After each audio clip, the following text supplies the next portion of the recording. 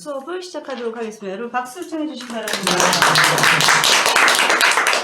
첫 시간에는 아마도 이제 들어가는 말씀을 하다 보니까 이런저런 얘기들을 많이 하셨어요. 왜 그러냐면 이제 뭐 어디든 교육을 가보시면 알지만 개인차가 있잖아요. 많이 보신 분도 계시고 또 처음 해보신 분도 계시고 그래서 했는데 이제부터는 이제 제가 요약해드린 그 내용들을 가급적이면 하도록 이렇게 말씀을 좀 드리겠습니다. 그러니까 첫 시간에 말씀드린 거는 거의 우리가 잔해 운해 그리고 NLP 심리학의 특징을 말씀을 드린 것 같아요. 잠깐 요약을 드리자면 이제 이것은 꼭 기억하시고 가야 될 말씀일 것 같아서 드립니다.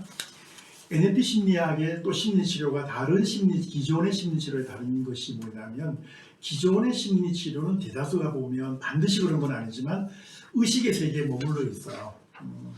그러니까 우리가 아무리 기법을 가지고 해도 마음을 굳게 잡수세요, 힘내세요 해도 힘이 내지는 게 아니라 오히려 더 저항이 일어나가지고 노력, 역효과 법칙이라고 하는 심리학 용어를 쓰게 됐어요.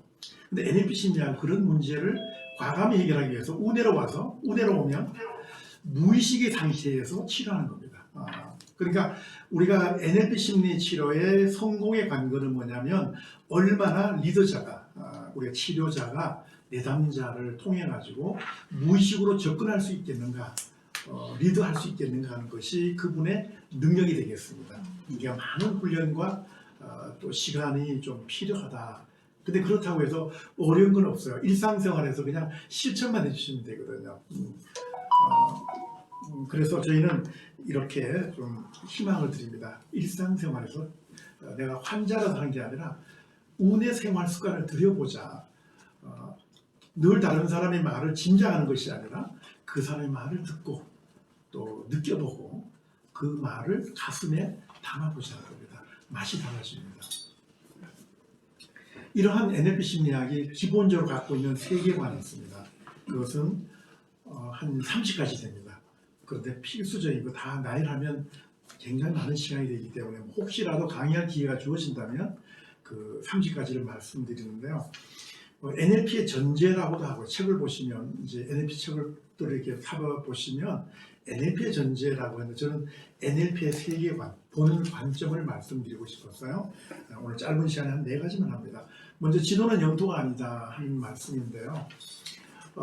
사람은 자기가 보는 관점이 바로 진리입니다. 그리고 자기 마음에 들지 않으면 절대로 수용하지 않으려고 합니다. 그래서 우리는 놀랍게도 이성으로 살아가는 것 같지만 감정이나 감성으로 살아가요.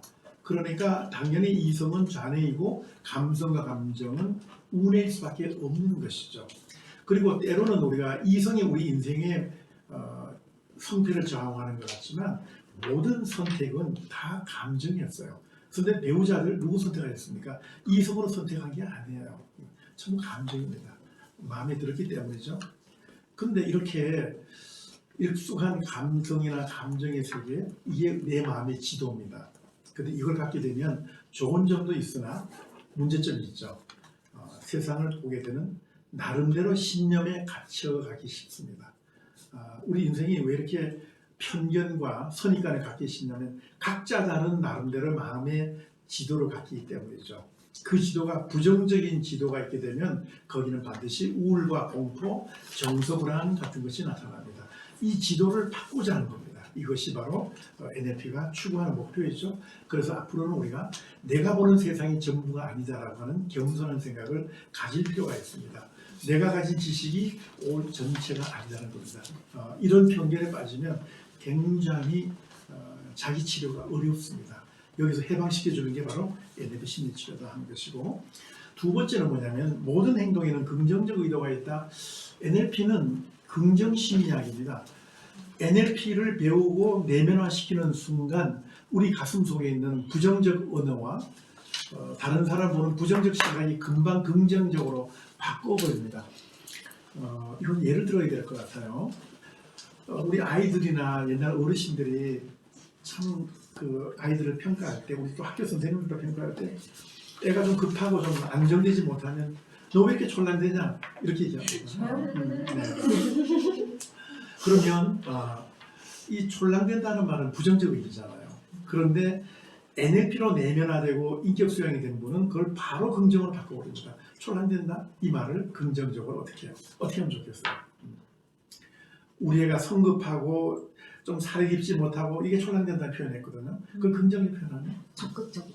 적극적이다. 아, 좋습니다. 네. 적극적이다. 또 센스가 있다. 센스쟁이. 네. 이렇게 바꿔줄 수가 있습니다. 행동이 좀 느리고 좀 그런 아이들, 반응도 느린 애들, 이 미련 곰탱이 이렇게 얘기합니다. 이 미련 곰탱이를 어떻게 긍정적으로 바꾸면 신중하다. 그렇죠, 진국이다. 따봉입니다. 네, 따봉. 네, 진국이다. 그런 소리 싫어하는데 저기 우리 뭐 김태- 진국이다 네. 이런 말이 조금 더 약간 고전적인 표현이라면 우리 저기 뭐냐 요즘 MZ 세대에 맞는 표현이 뭐가 있겠죠? 정말 성실하고 진짜 신중하고 차분하고. 진실하고 진짜 그렇죠. 네. 이렇게 김종국 같다. 네. 김종국. 그렇죠. 그 누구에 빗대어서 있는 것도 그렇죠. 네. 참. 우리 이제 꼰대 세대들은 너 참 진짜 이쁘다 그러면 너 김태희 같다 이런 얘기를 많이 했거든요. 네. 김태희 잘 모르시죠? 알죠. 상당으로 무지 좋아했습니다 사실은. 근데 김태희 그 정의여고 다녔어요? 서울대학교. 아닙니다. 제가 좋아했습니다. 이번에 세금 안 냈다고 두드려 맞대. 그래서 좋아하기 시작하는 그런 단점이 보이질 않아요. 그것도 예뻐 보여요. 사실은 뭐 세금 내면 되는 것이고 뭐 이렇게 되는 거죠. 네. 근데 어쨌든 이렇게 사람을 긍정적으로 바라보는 거예요. 그래서 우리가 NLP에서 이렇게 가르칩니다. 사람을 이해하려면 좌뇌로 이해하는 게 아니라 우뇌로 이해하는데 어떻게 이해하느냐? 모든 사람의 행동에는 긍정적 의도가 있다라고 합니다.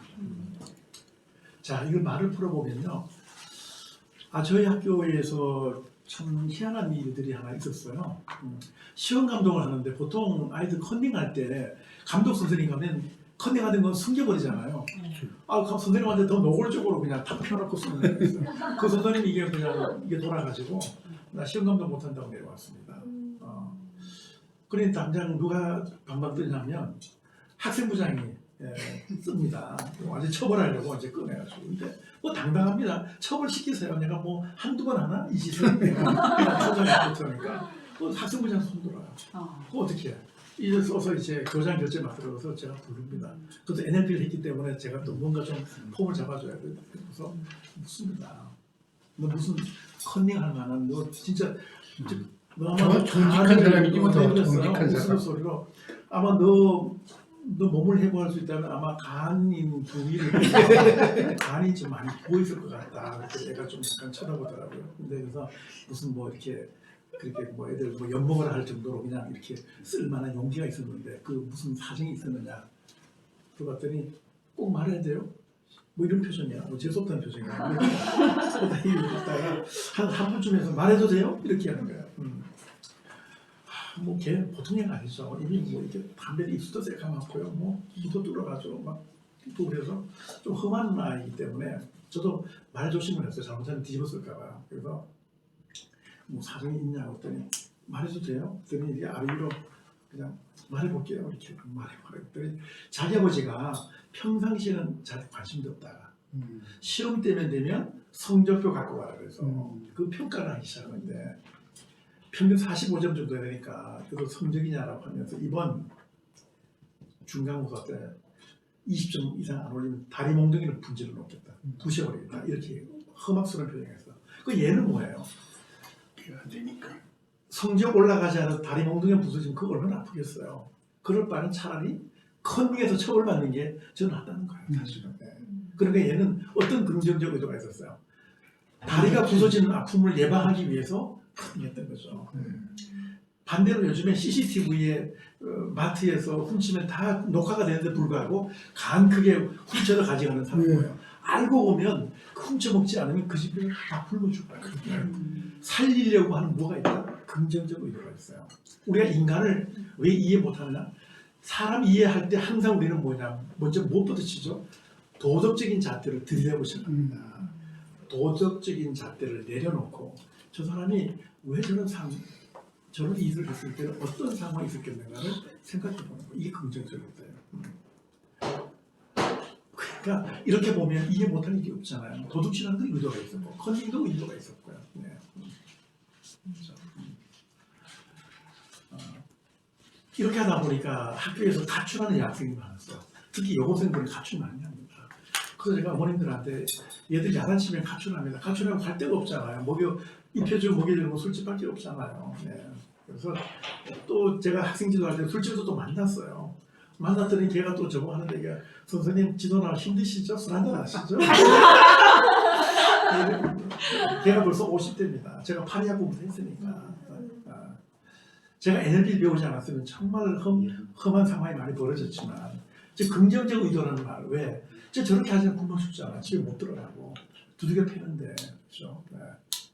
그래서 제가 그 선생 시절에 아이들 너무 학대하는 부모 상담할 때 어머니 얘를 지금 술집